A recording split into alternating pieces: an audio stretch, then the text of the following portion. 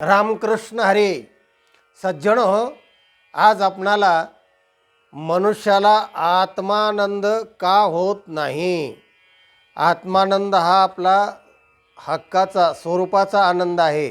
चिदानंद रूप शिवोहम शिवोहम असं असताना आपण विषयात चाचपडतो आनंद आणि आपला अखंड आनंद होणारा तो आपल्याला का होत नाही, यावर आपला आजचा हा विषय आहे. बाह्य जे पंच ज्ञानेंद्रिय आहेत आणि आतमध्ये 4 ज्ञानेंद्रिय आहेत, ते आहेत मन, बुद्धी, चित्त आणि अहंकार. आणि बुद्धे परतस्तुसः, आत्मा त्याच्या शेजारी आहे, बुद्धीच्या पलीकडे आहे. आत्म्याचा आनंदाचं भान जेव्हा त्या 4 इंद्रियामध्ये येतं, म्हणजे मनामध्ये, मन बुद्धीमध्ये, चित्त आणि अहंकारामध्ये, तेव्हा त्याच्यामध्ये जर विकार मिश्रित असतील किंवा मन जर चंचल असेल, विकारी असेल, म्हणजे निर्मल जर नसेल, तर तो आत्म्याचं जे भान आहे, अनुभूती आहे, तर ती नीट होत नाही. जसं चंचल पाण्यामध्ये, म्हणजे पाणी जर असं हलतं असेल तर चंद्राचं प्रतिबिंबसुद्धा हलतं, ते स्थिर असतं पण पाण्यामध्ये हलताना दिसतं. तसं मन जर चंचल असेल तर त्या चंचल चित्तामध्ये आत्मानंदाचं भान नीट होत नाही आणि मग आपल्याला विषयात आनंद वाटतो आणि बाह्य विषयामध्ये आपण तो आनंद चाचपडतो. तर ध्यानेन आत्मनि विंदन्ति, ध्यानाने मन एकाग्र करणं, बुद्धी स्थिर करणं, या गोष्टी जर झाल्या, अंतःकरण, मन, बुद्धी, चित्त आणि अहंकार, याच्यामध्ये पुन्हा आणखीन षड्विकार आहेत, काम, क्रोध, मद, मत्सर, दंभ आणि अहंकार. हे का जर मिश्रित झाले त्या आत्मानंदामध्ये, तर त्याच्यामुळे सुद्धा आपला आनंद कमी होतो, किंबहुना होतच नाही. म्हणून मन स्थिर ठेवणं, मनातला जो मल आणि विक्षेप नावाचे 2 दोष आहेत, ते निष्काम कर्म आणि निष्काम उपासनेने घालवणं आणि मग आत्मस्वरूपाचं जे अज्ञान आहे ते घालवण्यासाठी सद्गुरूला शरण जाणं आणि आत्मस्वरूपाचं अज्ञान घालवलं की आपला जो आनंद आहे त्या निर्मळ मनामध्ये, स्थिर मनामध्ये अनुभवाला येतो. आणि म्हणून या सगळ्या गोष्टी साधनेने प्राप्त होत असतात. म्हणजे ध्यानेन आत्मनि विंदन्ति, आत्मस्वरूपाचा आनंद ध्यानामुळे, योगामुळे, या सगळे जे साधनं का करतात लोक, साधू लोक, तर ते याच्यामुळे करतात की बाह्य विषय ते आनंद त्याच्यात मिळत नाही. तेव्हा कामक्रोध आड पडिले पर्वत, राहिला अनंत पलीकडे. हे कामक्रोधादी पर्वत अलीकडे आहेत. तुका म्हणे चित्त करारे निर्मळ, एवोनी गोपाळ राहे तेथे. चित्त निर्मळ असलं पाहिजे आणि स्थिर असलं पाहिजे. असं जर नसेल तर तुम्हाला आनंद होणार नाही. तेव्हा दया, क्षमा, शांती, तेथे देवाची वसती. म्हणजे दया, शांती, शांत चित्त असलं तरच आनंद होतो. तेव्हा असं करणं फार महत्त्वाचं आहे. जैसी गंगा वाहे तैसे ज्याचे मन, भगवंत जाण तया जवळी. मन करारे प्रसन्न सकळ सिद्धीचे कारण. याच्यावर एक दृष्टांत पाहूया आणि मग तुम्हाला हा विषय स्पष्ट होईल. जर मन विक्षिप्त असेल, क्रोधिष्ट असेल, म्हणजे विकारांयुक्त असेल, तर आत्मानंदाचा भान का होत नाही, प्रतिबिंब का पडत नाही.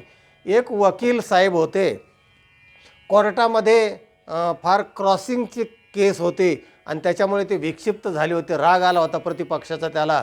आणि जेव्हा काम संपवून तो घरी आला तेव्हा त्याच्या मनातला राग काय गेलेला नव्हता आणि चित्त चंचल झालं होतं. आणि मग तो घरी आल्यानंतर त्याला एकुलते एक मूल होतं, लहान मूल होतं.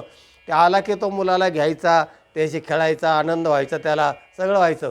पण आज मात्र तसं नव्हतं. त्याचं चित्त विक्षिप्त झालेलं होतं, क्रोधिष्ट झालेलं होतं.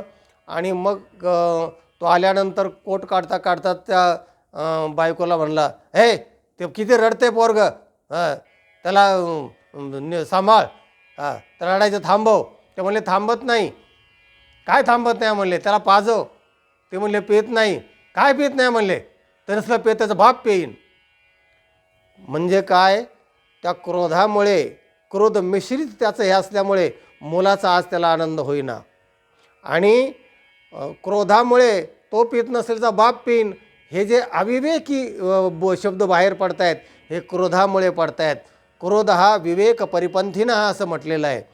क्रोध हा विवेकाला मारत असतो आणि मग विवेक नसल्यानंतर असं मनुष्य बाहेर पडतो. बरेच लोक म्हणतात रागाच्या सपाट्यात मी बोलून गेलो, म्हणजे विवेक नसतो त्यावेळी. हा झाला त्या वकिलाचा दृष्टांत की आज विक्षिप्त आहे, क्रोधिष्ट आहे आणि म्हणून त्याला त्याचा आत्मस्वरूप असणारं सुद्धा जे मूल आहे की त्याला आनंद रोज व्हायचा आल्या आल्यास पण आता होत नाही आहे. का? तर त्याचं स्थिर चित्त नाही आहे.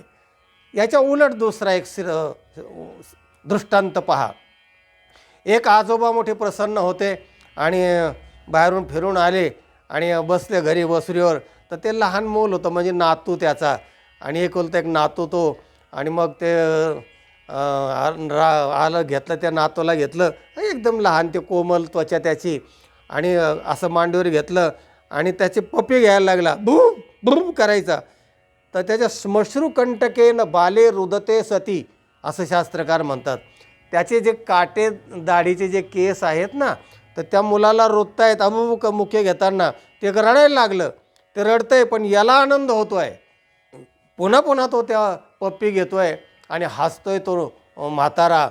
का हसतोय तो? वस्तू तर दुःखी आहे, मूल दुःखी आहे, पण याला मात्र आनंद होतो. याचा अर्थ असा की तो आता शांत आहे आणि शांत असल्यामुळे तो आता त्याला पण मूडमध्ये आहे असं म्हणतो. मला मूडमध्ये आल्यानंतर असं.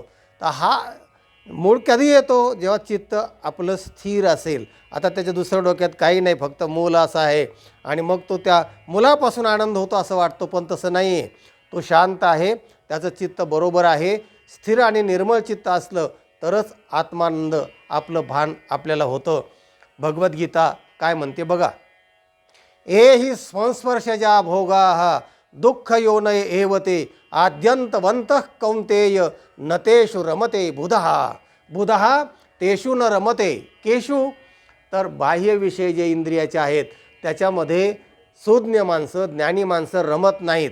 तर ते भोग दुःख योनय आहेत.